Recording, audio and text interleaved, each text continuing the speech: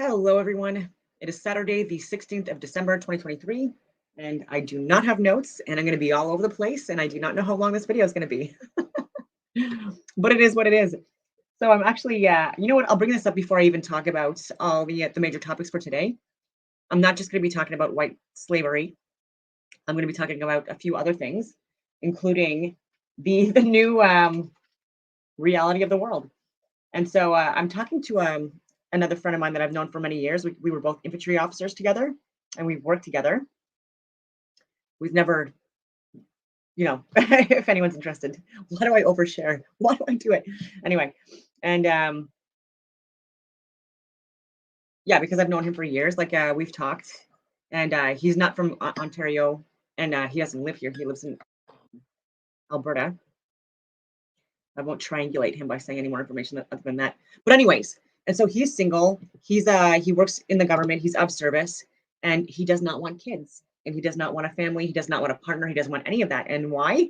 Because he's very attractive. He always has been attractive, and he can get any girl he wants. And so the idea of settling down with just one woman is just it's not appealing, right? And so there is a small percentage of the population that do get more attention from women than the majority of men. And I'm not going to lie, it just is what it is. It is biological. It's innately built into us, ingrained into us to try to go for the most suitable or the most optimal of the species to procreate. And just like men, right? And so like, don't friggin' hate. But I was just, we were talking again because it's been a couple of years since I've been even remotely intimate with anyone or dated, because men are only that I'm seeing and interacting with, they're only interested in friends with benefits and one night stand type stuff. And I'm really obviously not someone that's interested in that, nor have I ever been interested in that. And so like I was just saying, like yeah, like as soon as I discuss like like what I want out of dating, I'm like, even like well educated, like good job men, you know what I mean, in their 30s, 40s, and early 50s, they don't want to settle down. And so when I say I'm interested in having kids still, or trying for kids, even like I'm like, it might not happen, but I'm still interested in trying to have hope for the future, but to definitely have a partner to date for marriage and to live together, and where I would be more at home or work from home, but like more at home, especially if there's kids involved, to do the chores, like the groceries, the errands, like the gardening, the raising of the kids if there's kids involved, like the teaching and stuff like that as well, and all that stuff that has to do with that. And I said that that's how my family has gone through life as well, and they are happier and have better qualities of life than people that I know that are single. And I'm like, there's a lot of women that are single, unfortunately, in my position, because like they're trying to have the same thing as me, and no men want that anymore. And then people think that's an exaggeration, but it's not. And that's why people are trying to push for more massive immigration and stuff like that, because we are not procreating. And people are trying to blame this on women being too masculine and stuff like that. That has nothing to do with it. If men stepped up and actually stayed home, not stayed home, but like stayed with a woman who he procreated with, then there would be better outcomes amongst children. And that's facts. Like there's so many scientific studies that prove that. And so people are blaming women, for like being single mothers. Like, why don't you blame the men just as much? Like, are you kidding me? And that's not happening either. And so, and then with Tinder and porn and stuff like that, there's just very unrealistic expectations of women, and it's unfortunate. And so, like I was saying, like I want to have like that, and then literally, like, to him, it's just like, well, um, that's a lot to ask. And I'm like, you know what? That's funny that you say that. That's a lot to ask. And what was it that he actually said? Like, yeah, it's going to be tough to sell that. So, because I was saying but so you don't want to work in relationships. He was asking about that. I'm like, I have, but if I'm doing chores, cooking, cleaning, raising kids, gardening, laundry while my partner is at work, I wouldn't have time. Laugh out loud. My sister and sister-in-law stayed home and were busy as fuck. Now working because the kids are older, but still all the housework, cooking lunches for husbands and kids, dinner, groceries, laundry, driving the kids to and events, sports, and stuff like that. And then I was saying, in our family, men work outside the home, women inside, until kids get to a certain age. And even then, it's like more part-time work, because they still have a lot of responsibilities in the fucking home. And if there are children involved, especially, it's our jobs. And I look at interviews from like this, even the 70s and 80s, and like these questions were asked to people, and it was just obvious. Like women were just like, no, it's our role and our job, it's our responsibility, like to do that. And men were even saying the same thing, like we're the providers, we're the protectors, like we are the ones that like, you know, have a woman. And so like I've said these things to men that were potential suitors, or you know, and no, I don't want that. I'm like, well then we're not gonna have sex then. Like you're not going to get your cake and eat it too, and do and absolutely not contribute to the species. I'm sorry. And but again, like even like last night, like that's a tough sell. It's a tough sell in Canada for a woman to want to be the traditional fucking housewife. Like even when we have a pension, and he was saying, yeah, like some women put careers first, and I'm like, well, I did not put my career first. I'm like, I did really well at my job, but like just like most women, we're not going right from the household anymore to our husbands, because men aren't even doing that. They're still like in their when they're teenagers in their early 20s, going to school, going to all of these things. They're not marrying and settling down, right? So like that's even like in early 20s, even for my family. And so and it's good for women to also be educated so that they can teach their kids, right? And like to the best of their abilities, and stuff like that too. So there's like a lot of good reasons for that. And so women we have no choice but to go out into the workforce in order to live. You know what I mean? If we don't want to live with our parents until we get married, we're gonna have to, unfortunately, like live outside of having to have a fucking job. Okay. Until we find a husband. Like that's the thing, until we find a fucking husband. And then even then, like maybe even wait on quitting the job until things are more settled, and you're pregnant and stuff like that. And then you know what I mean? But like it's the world is loony. And they're wondering why like there's a population decline with natural born Canadians. One for like over a decade. Like I've been trying to sell this.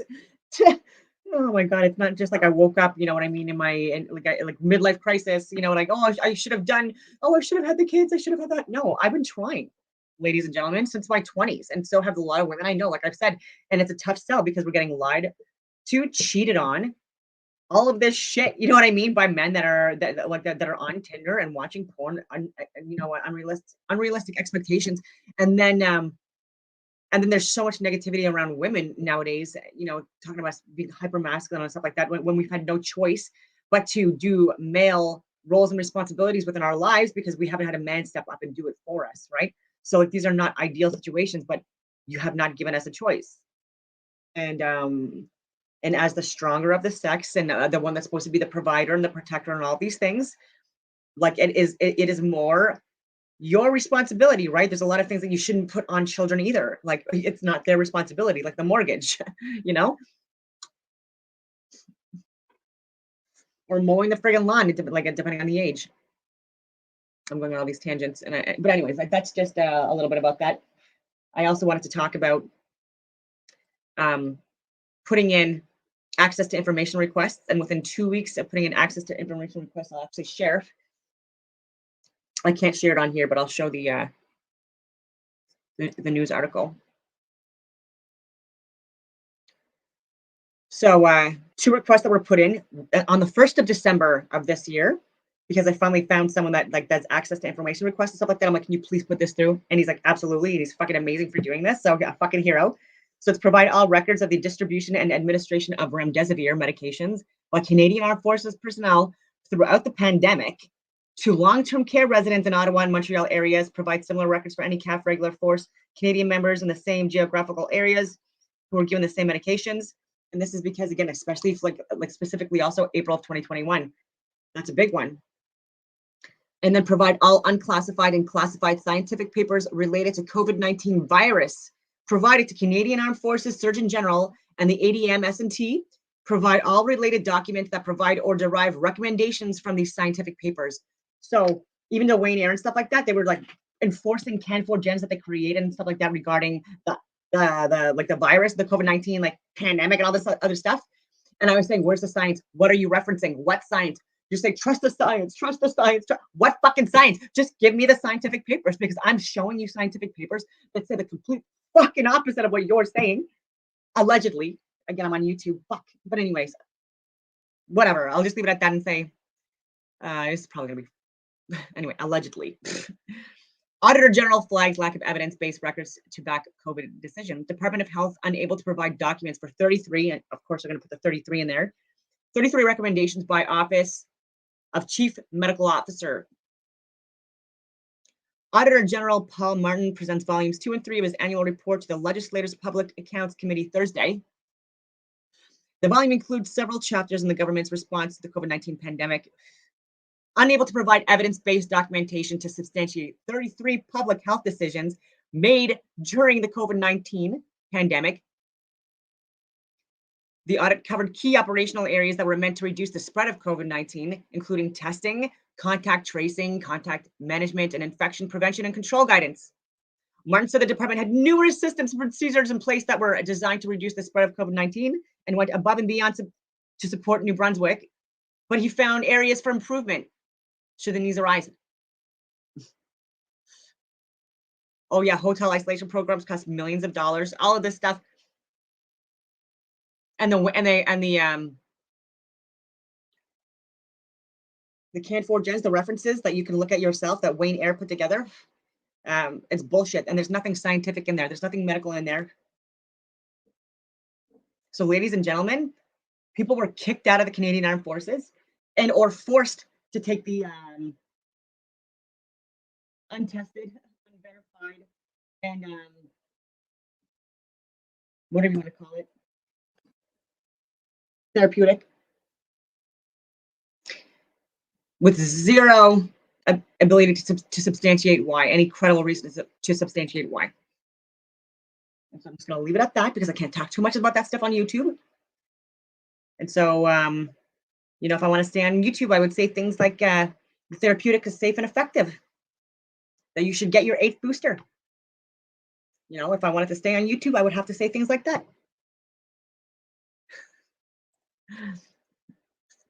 Okay, so now to the meat.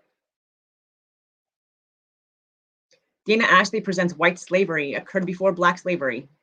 I've shared multiple videos about this as well, and Candace Owens, she had a great video on that as well that I shared maybe last year or a few months ago. Don't remember, but I would highly recommend looking at that one as well because that's also very interesting.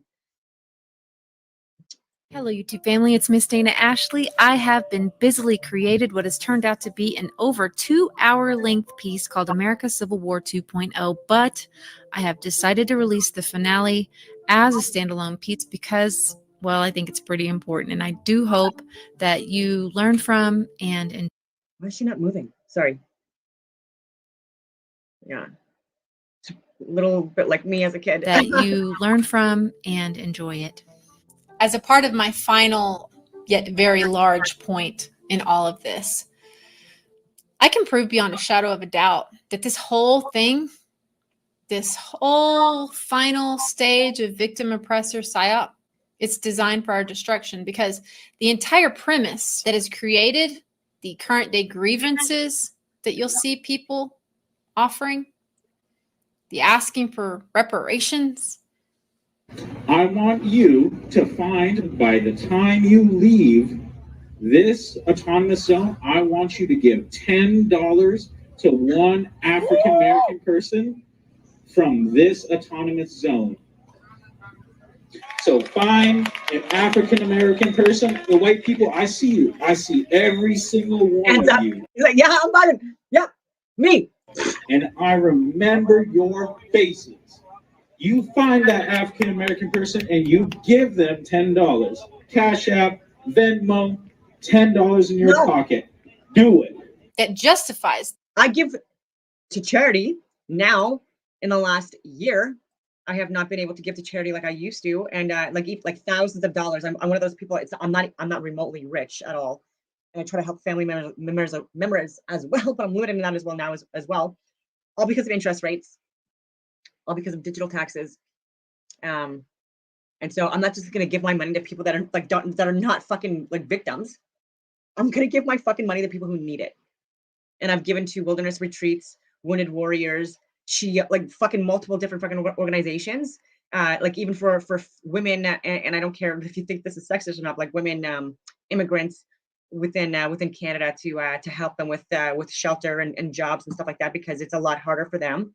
It really is, especially when they're bringing kids as well. And so just to, anyway, I'm going on all these tangents, but I don't support that. The whole white guilt, white privilege thing, right? It's all based on a lie. The lie being that the United States was built solely on the backs of Black slaves who were solely owned and tortured by whites.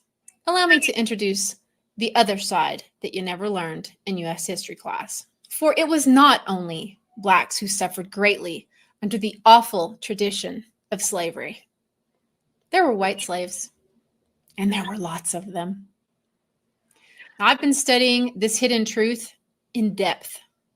I've looked through the work of suppressed historians and documents through multiple books. And even before I start that as well, like my family, like as well, there were les filles de roi. Also, like some of my family members were sex slaves. Okay, not prostitutes, not like women of the king, like if you want to translate it, stuff like that. No, like women and children. Women and children largely were kidnapped, taken as fucking slaves all over the world. You're gonna like read about this, or sorry, not read about it, but you're gonna see this in this video. But like even my own family within my own fucking background, which is why like we're here as well within Canada, because we were stolen and used as sex slaves. I don't like that fucking history either. It's uncomfortable. You know what I mean? But don't dismiss it, please, because that's still fucked up. It's all fucked up. Slavery is fucked up. Human trafficking fucked up, right? That's why we speak out on it. You know what I mean? But don't dismiss everyone's history just to make yourself look more like the victim.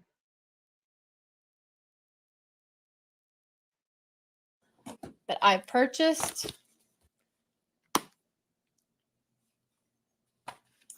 Many of them. Okay. Here's a quote from one of the authors of this book that I bought called White Cargo. Now, as we began to investigate this, and we used all the kind of resources that investigators do, we look at every kind of book, every kind of official report, etc., diaries, letters, we realized it was an enormous story. And it was also something which refuted one of the great ideas one of the key ideas of the development of slavery, which is that in 1619 slavery began in America with the arrival of 20 and odd Negroes, as they were called, sold, according to accounts, by a Dutch captain to planters in England. And this was where slavery began. Well, it wasn't true. Slavery had begun earlier. Children and women and convicts had been sold earlier than that. And although a small number of Africans were subsequently brought to Virginia and sold over the next decades, only very few, only 350 years later. 20 years later. But meantime, hundreds, thousands of poor whites were being brought in and on various convicts and children, etc. And they were being enslaved. Well, after hearing that, you might be wondering, well, why haven't I heard about this? Perhaps that's because Hollywood never saw fit to make a multi-million-dollar movie about the topic. If we as a people even knew etymology better, we would have already figured out that the word slave itself comes from the word Slav, as in Eastern European descent. To be fair, all races at one point or another have suffered from slavery in some way, but white slavery specifically has been a huge reality in the history of the world that even Wikipedia, notorious for being selective about their histories themselves, have been forced to host an entire page on. This page goes over not hundreds of years of history, but thousands of years of proof of white slavery in the world. For example, well over 1 million Christian slaves were sold to Muslim masters via the African slave traders. This is the story of the slave trade between Europe and Africa, a tragic tale of coastal villages raided and men, women and children carried off into captivity, loaded onto ships, taken sold as slaves in another continent and never seeing their homes again.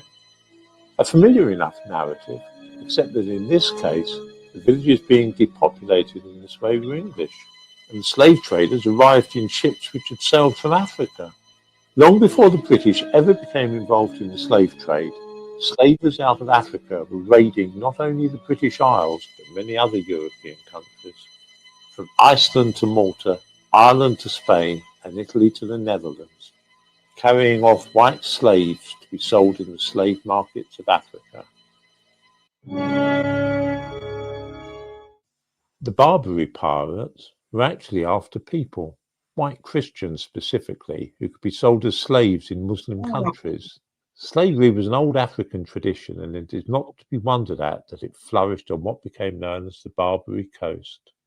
Of course, everybody knows about Europeans going to Africa and taking the people off into slavery.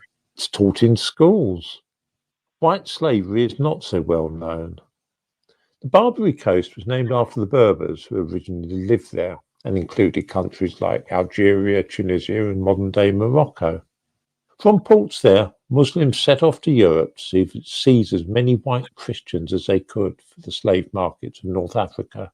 The stereotype from establishment history is that of a Muslim slaver herding chained blacks to the desert, when in fact, for 700 years until the fall of Muslim Spain, those being herded were first and foremost notoriously white.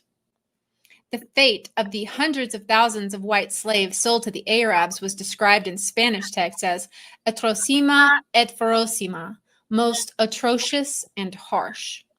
The men were worked to death as galley slaves. The women, girls, and boys were used as prostitutes.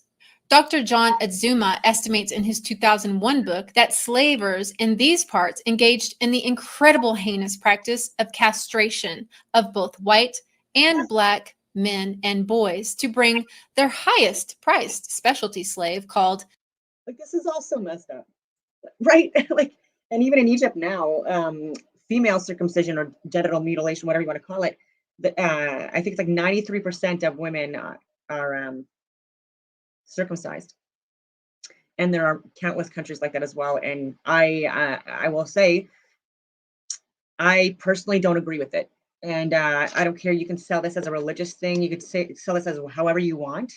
I think this is a gross infringement on women's rights and freedoms, and a control friggin' thing in my humble opinion. And women are very much able to keep it in our pants, right? Like, if anything, men are more of the cheaters and stuff like that. I'm going on all these friggin' tangents, but it's just frustrating that, like, this stuff is just friggin' still happening today in areas. It's just traumatic. These people. the eunuch to the market. It is thought that 6 out of 10 men and boys died in this process. Now, this was done not only to stop their nature of retaliation, as well to make them best suited for guarding their other favorite slaves, their sex slaves known as a harem, many of which were also white. Now, eunuchs have been used for millennia in a variety of cultures. For example, according to author Ronald Siegel in his 2002 book, The Khalifa in Baghdad at the beginning of the 10th century, he had over 7,000 black eunuchs and 4,000 white eunuchs in his palace. I guess their white privilege did not save the white slaves that were children and women and eunuchs the same fate of their black counterparts. We suffered this atrocity together. Another story that we were never told by Hollywood or historians that could have brought us together instead of apart. All over European seas and coasts, the Barbary pirates in the 16th and 17th centuries constantly ransacked ships ran by Europeans, where they emptied them out, chained them up, and hauled them off to sell in northern Africa. How extensive was this trade? Was it a trifling affair of a few hundred people here and there? Hardly. The island of Gozo, part of modern Malta, was attacked in July 1551, and the entire population of 5,000 people taken off into slavery. The sack of Baltimore in Ireland gives one good example of what was going on at that time. The entire population was removed. This was a serious problem for Europe, especially in the Mediterranean countries, but also for Britain and even Iceland. Current estimates suggest that the number of Europeans captured and taken to Africa numbered in the millions. Yet we were all taught the romantic and entertaining stories of the pirates, those radical and lovable fellows, but not afraid to walk you off the plank in their search for treasure, right? But our history books, cartoons, and films failed to show us that, in fact, they were deep into the business of the snatching and sale of souls. And white Christians were their favorite variety. European slaves were acquired by these pirates in slave raids on coastal towns from Italy to France, England, Portugal to the Netherlands, even Iceland, and taken to Africa for their sale.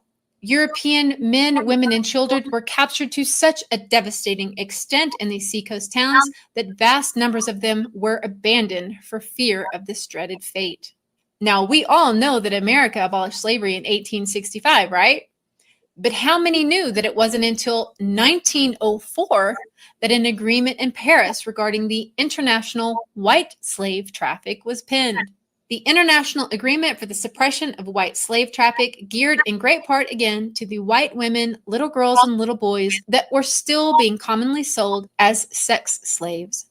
Why haven't your women activists told you that story, huh? In the early 1600s, whites, mostly Irish, and African blacks were enslaved together in the sugar plantations in the West Keys and places like Barbados. This West Key Island man's accent, celebration of St. Patrick's Day in song will make a whole lot more sense when you understand this fact. No calling me old. There's a depth in me soul, never sounded unknown. Sure, I love the dear silver that shines in your hair, and the brow that's all furrowed and wrinkled with care. I kiss the dear fingers so toil-worn for me. Oh, God bless you and keep you, Mother McCree. Perhaps you find yourself wondering whatever became of those white slaver pirates. Well, when you consider the fact that President Thomas Jefferson, starting in the year 1800, brought the U.S. Navy back to life for the purpose of one of our country's very first military operations, the Barbary Wars, to stop the pirates' extortion and terror of white enslavement against U.S. merchant ships, and they did so quite successfully, you then must consider that your U.S. history books never told you that.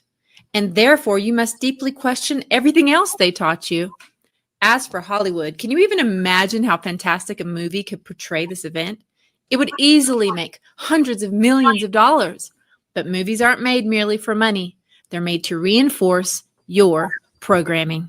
I think I found the deepest meaning for the phrase whitewashed when I fully realized the depths to which these historical facts have been completely removed from our American and world history classes, as well as establishment academics. Again, I'm talking about the chained up by the neck, traded off as cattle, shipped off, bought and sold, claimed on one's taxes, white slaves in colonial America. David Bryan Davis, writing in the New York Review of Books, said, as late as the 14th and 15th centuries, continuing shipments of white slaves flowed from the booming slave markets on the North Black Sea coast.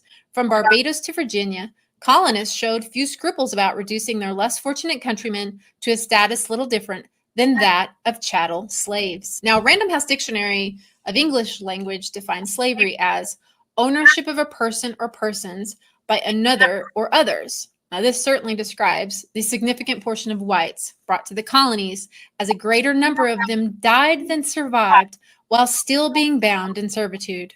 The book, They Were White and They Were Slave, states, white slaves transported to the colonies suffered a staggering loss of life in the 17th and 18th centuries. During the voyage to America, it was customary to keep the white slaves below deck for the entire 9 to 12-week journey, chained with 50 others to a board with padlock collars around their necks. Independent investigator A.B. Ellis in the Argosy writes, concerning the transport of white slaves, the human cargo, many of whom were still tormented by wounds, could not lie down at once without lying on each other. The quote, dungeon below was darkness, stench, lamentation, disease, and death. Now, I learned through study that unlike the black slaves who were purchased by African slave traders for a significant amount of money, the white slaves were mostly taken at no initial cost. Therefore, slavers apparently were less worried about protecting the survival of their investment. As the book Labor in America, A History describes, upon arrival in America, white slaves were put up for sale by the ship captains or merchants. Families were often separated under these circumstances when wives and offspring were auctioned off to the highest bidder. As for colonial America, there were some who had signed up for indentured servitude willingly, which we got about one paragraph of in school, and the story ended there. But they certainly didn't tell us that the vast majority of people technically falling under this category never agreed to this contract, but were taken unwillingly. We were given the false impression, aka lie, that all these people signed up for this ability to pay for their ship ride across America by working it off a number of years, and technically, this is who should be called an indentured servant. However, this is absolutely not how history played out, according to the actual records. Far more often than not, these were not willing participants, and only a small fraction of the full number made it to the end alive to receive their allocated land at the end of their term. To give you an idea of the levels, numbers of white human bondage we're talking about, according to the book Bound Over, from 1609 until the early 1800s, between 1/2 and 2/3 of all the white colonists who came to the New World came as slaves. We were never told that a staggering 20% death rate of these unfortunate souls during their shipping was considered acceptable, and that losing 50% of the cargo to death was not that uncommon, especially when children were involved, and there were often children involved. As an indenture, getting married or having a baby was not allowed, and if a young woman did get pregnant, her contract would be extended by years, and her baby would be indentured for 31 years, or simply taken from the mother to be sold and never to be seen again. To understand how a dynamic like this could ever happen, we need to know that a significant portion of these people wound up being slaves in islands like Barbados, as well as colonial Virginia, endured what was called being Barbadosed, a term to describe political resistors being sold into enslavement, not because they were officially criminals, but were labeled as such because they resisted the takeover of the English government, such as what happened in Ireland with Cromwell. There were also many groups sold into slavery from Britain due to the British Parliament empowering the magistrates to enslave the British poor beyond the seas by labeling them criminals. Slaves came to be made of poor whites who committed the atrocious crimes such as cutting down firewood or poaching a deer from what had been property of the commons. You could be punished into slavery by fishing in an enclosed pond or solemnizing a marriage in secret. An actual example is a father, Thomas Atwood, who, for his wife and children crying from starvation, had nothing to give them, so he took a sheep to feed them. As a result, he was sold in America as a slave. The end result being for many being separated from their families and transported to the colonies, often for life.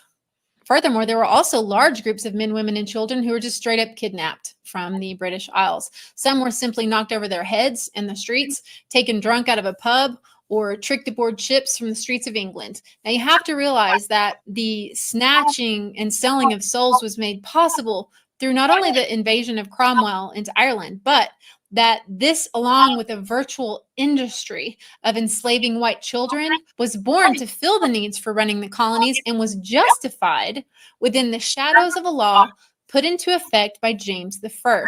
It was called for the due and speedy execution of the statute against rogues, vagabonds, idle, and dissolute persons. This law essentially gave permission to legally entrap or snatch the poor in the British Isles who were simply asking for food, many of whom were poor children with no parents, to then be shipped off into slavery in North America, whose only crime is that they were poor and perhaps happened to be found sleeping in the streets when a constable walked by. This horrendous English trend is actually where the word kidnapped came from. Although today we use it to describe all different ages of persons taken against their will, but it was coined from the term kid-nabbed, a frequent fate of the poor children on the streets of the British Isles. This reality was certainly perpetuated by the fact that in some cases, up to 50% of the sale of the person went to the local judge, and a small percentage went to the king himself. The law contained the phrase, with the power to have their order assigned places and parts beyond the seas, onto which such places be banished. The other side of the story, which we won't go into here, that it was the wealthy aristocrats whose laws put the people into this dire state of poverty in the first place, via the theft of the common property of the people, again, banishing them from fishing or hunting on the lands which they had always had access to hundreds of years before. But to give you an example of how widespread this kidnapping and selling into servitude was, according to Edward Channing and the History of the United States, there were 10,000 English whites kidnapped for this purpose in 1 year, 1670 alone. Now do the math for well over 100 years. Yep, whites were slaves too, even before the first African was brought into America. And when one can scarcely think of whites as slaves, the mind first thinks, well, surely they were treated better, right, than what we hear the black slaves were treated later on. But in the documents, when you dig deep, paint a very different story. Like those found in the records of Middlesex Country, Virginia, whippings were commonplace, as were iron collars and chains.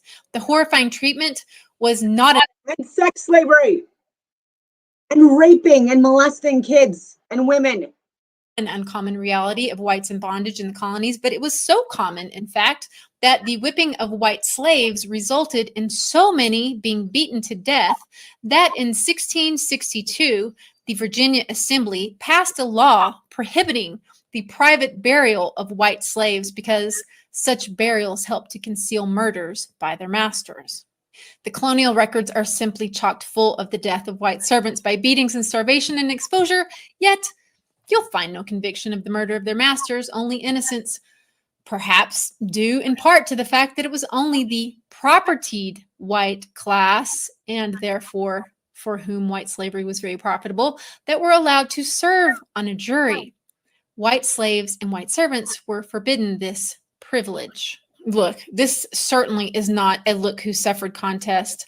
I am forced to point out a very deep, dark fact about our nation's history because of this contrived narrative that is today using the lies by the offspring of the same elites that today are causing so many of us to openly hate and persecute each other right now.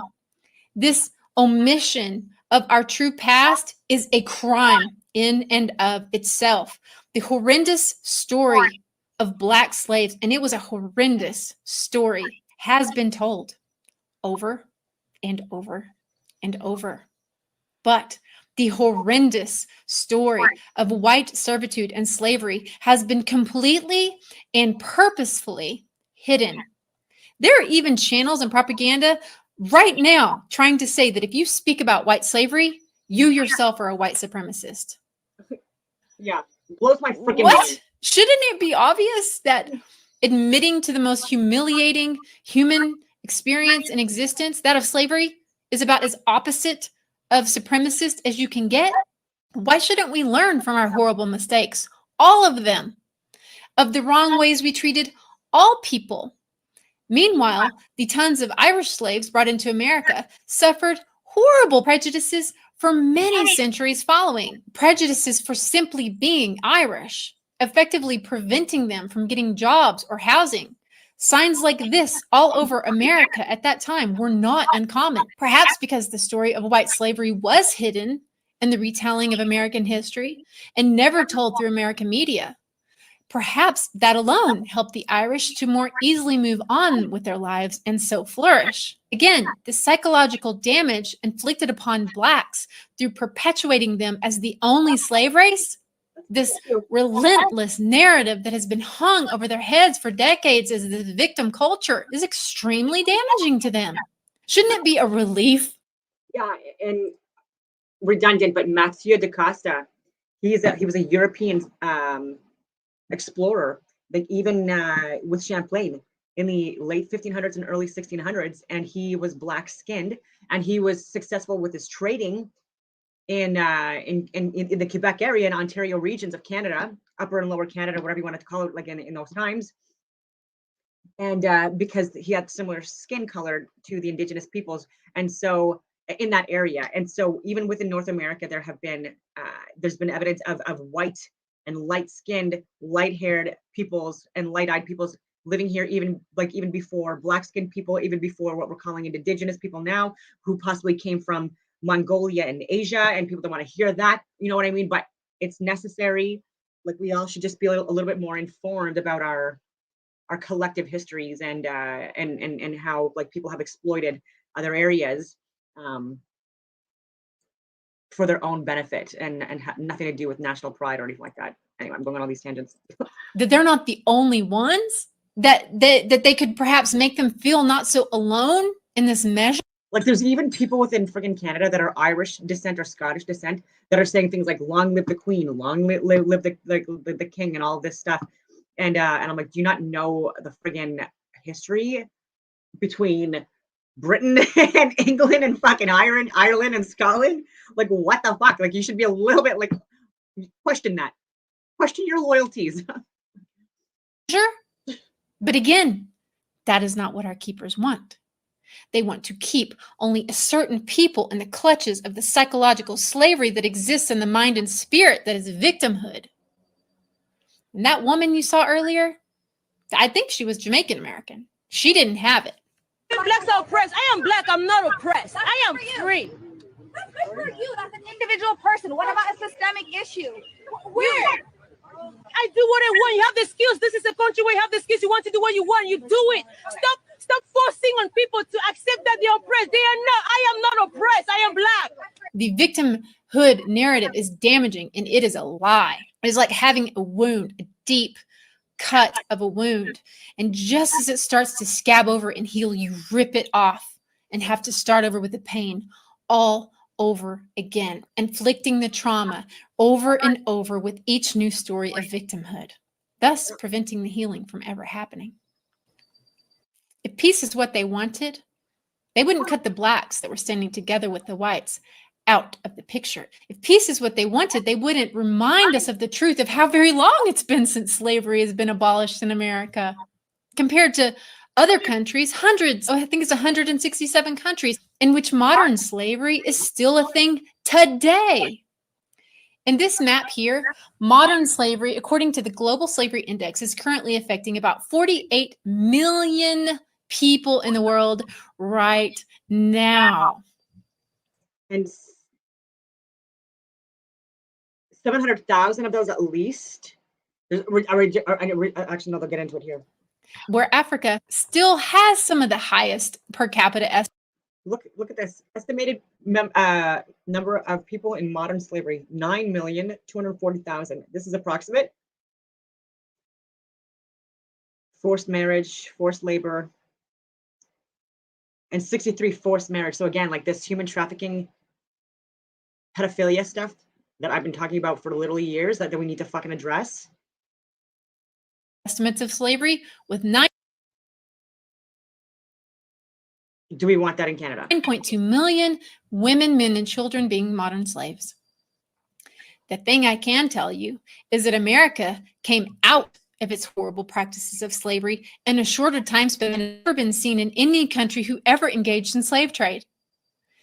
Whereas places like North Africa carried on this heinous tradition for well over 1,400 years and impacted slaves of many colors, and again is still suffering with it today. Yet all the media can do is focus on what happened in America 200 years ago. Yeah. Another huge point that if more people knew would stop this white guilt narrative, this white privilege narrative in its tracks. And that is that in 1640, there was not yet any real legal entity of permanent slavery yet. And they feed the roi from France, even like human trafficking for slaves, sex slavery. So like this was the 1500s as early as the 1500s. This is stuff that happened even earlier than that. Again, it's like since the existence of time, like these are people that need to get peacefully checked. Okay, and there also needs to be people that don't like the supply and demand, right?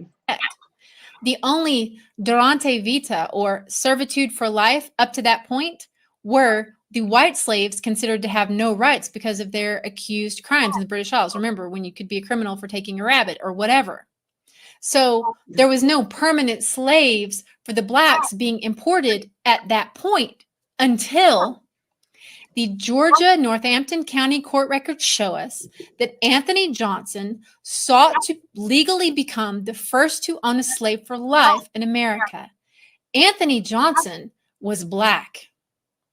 So the first legally appointed slave for life, a man named John Cassor, happened because Anthony and Mary Johnson, black owners of a tobacco farm in Virginia, fought to win the judicial determination of a slave for life.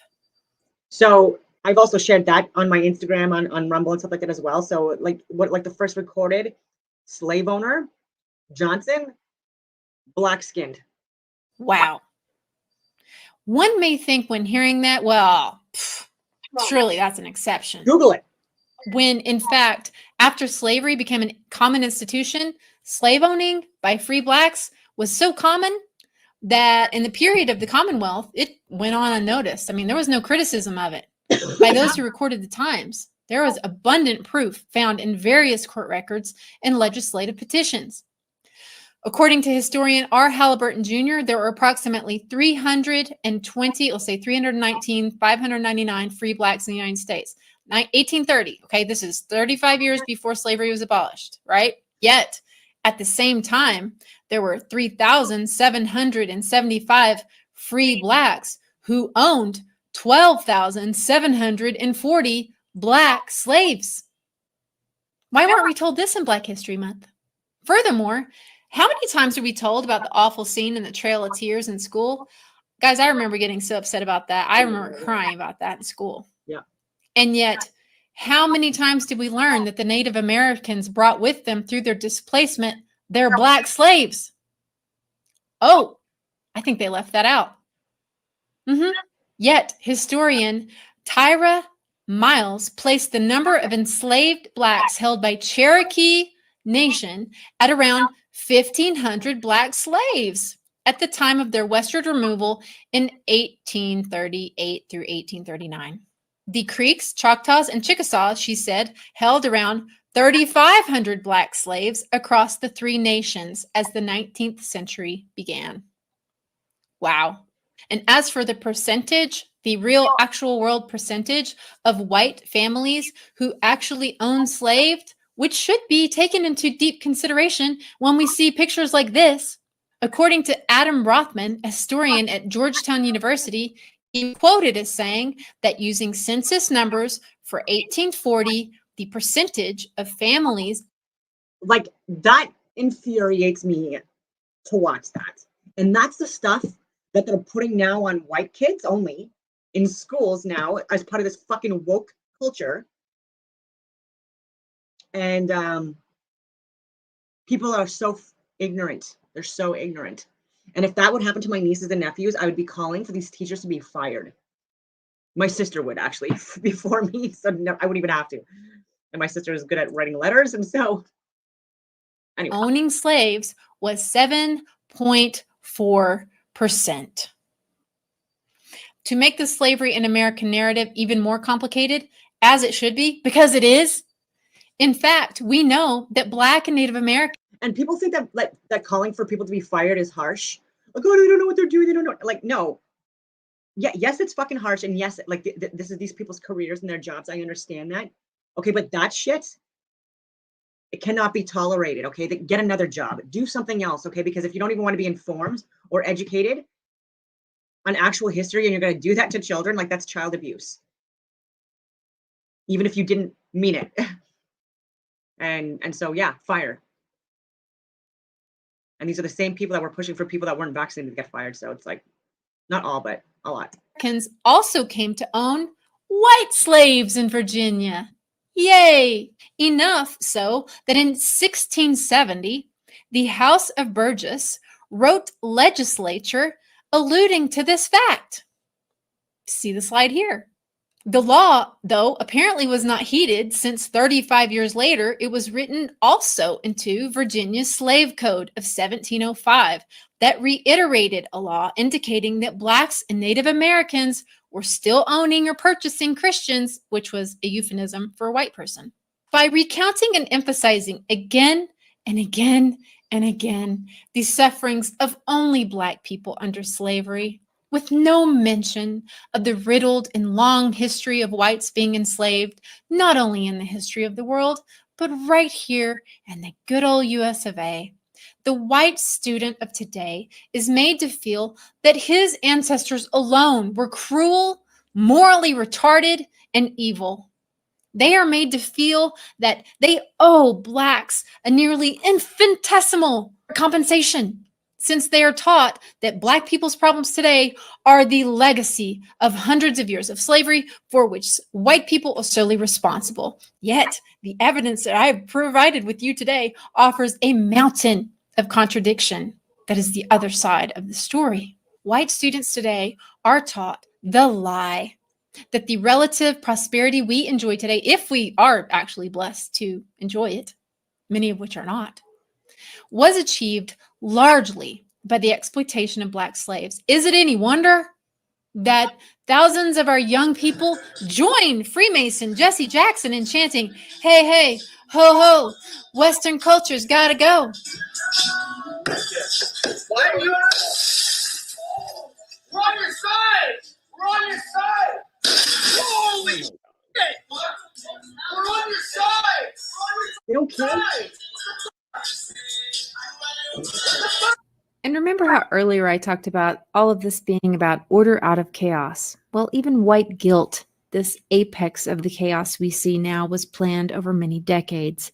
Evil elitist from a banking lineage, Frederick Lieneman, was a handler to Winston Churchill, and he admitted this according to the personal memoirs of, like with them saying like, we're on your side, and then they're wondering why they're I'm just gonna pause it. They're wondering why they're getting their windows broken and stuff like that. We're on your side. And okay, so you want this. You're the one that's calling for the destruction of your race or whatever you want to call it, and the destruction and damage of your home and property and stuff like that, right? Like for reparations, whatever you want to call it. And so like by saying you're on their side, you are asking them basically to fucking kill you. You know what I mean? Like it's like, yeah, please take me. Like I'm on your side. I agree. And then you're like, oh, why are they breaking my things? Like, what? We're on your side! I'm talking about these specific people, right? Because this is at the individual level. This has nothing to do with fucking skin color, hair color, religion, language, any of that fucking stuff. It has everything to do with like people getting misled and deceived and fucking brainwashed and herded into fucking believing dumbass shit, okay? And putting people on a hierarchy of this victimhood and villainhood, and people are. It's not healthy, ladies and gentlemen. This is, if you wanted to design a way to collapse a society, this is what you do. Holy shit! We're on your side! We're on your side! and remember how earlier I talked about all of this being about order out of chaos? Well, even white guilt, this apex of the chaos we see now, was planned over many decades. Evil elitist from a banking lineage, Frederick Lieneman, was a handler to Winston Churchill, and he admitted this according to the personal memoirs of Lord Sherwell when he was quoted as saying, "Do you know what the future historians will regard as the most important event of this age? It will not be Hitler and the Second World War. It will not be the release of nuclear energy. It will not be the menace of communism. It will be the abdication of the white man." Jesus said, "Follow me." He never said, "Follow Freemason occultists used to divide God's people, who by their very nature are antithetical to Christian principles." I've already showed you that it was the mystery religions of Babylon that crept into America from her founding. It is today the same Antichrist spirit that has perpetuated the evils that we are all suffering from today. Yet we wrongly teach our children through the media, nothing short of a false history in school, that it was Christianity that was to blame. Is it any wonder that they reject their European heritage, who has been through massive amounts of persecution, Rome, Inquisition, to turn around and embrace anything, any other culture besides their own? When we know the truth, that it was none other than true Christian culture and principles that pushed slavery into history where it belonged. If more Blacks knew that what has done the most to harm them were the lies that they've been programmed to believe through their music, through the media, the lies that money will fulfill them, the lies that women are to be used and throw away, the lies that we've all suffered under believing, that promiscuity is better, that men are always toxic, that women should be dominating men as well as dominating the world. Women, our gift is in our ability to nurture, our empathy, our ability to be flexible and supportive. Yet your feminist movement has destroyed you and your family. We're taught that pride and narcissism and love of self is proof of happiness. All the while, Americans have suffered to some degree under the lies of all these programs. I do believe that Blacks have suffered and been targeted far more deeply in this end game that we are all seeing unfold right now, with the victim oppressor psyop coming to a head, so that we will all willingly take part in this Civil War 2.0 designed to destroy each other, rather than stopping and taking a good long hard look at who's pulling the strings. Our history was written by the victors, and for them, their ultimate victory of controlling the entire planet through a new world order is not yet in their grasp, but it's close. Real close. And for them, this is a winner-takes-all ending, and they're not above using us against each other in order to achieve it. In fact, because we outnumber them by so much, they have to. They have no other choice. Until they are able to integrate technology into our body itself, it's the only way. And so. Oh. And even speaking about that, like Joe Rogan randomly friggin' made a post like in the last 24 hours about like this being the last generation of biological humans. No, not like we need to fucking stop this from happening.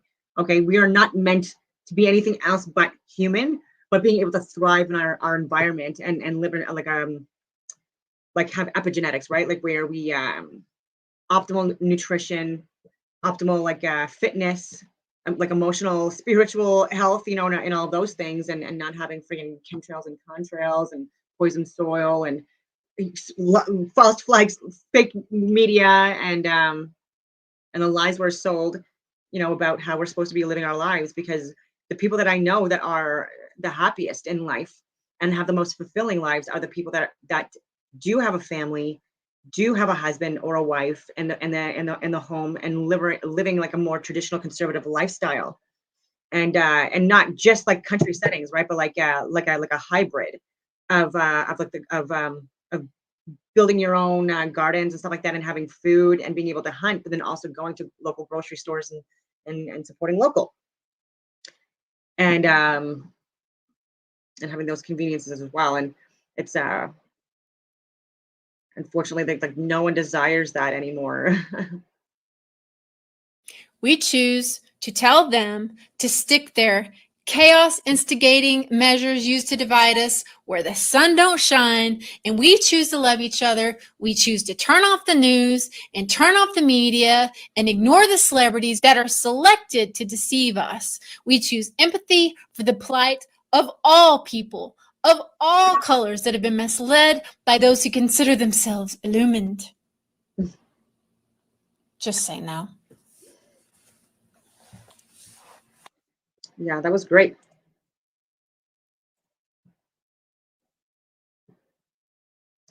So on that note, I will leave it at that. And I hope that everyone has a wonderful rest of their day.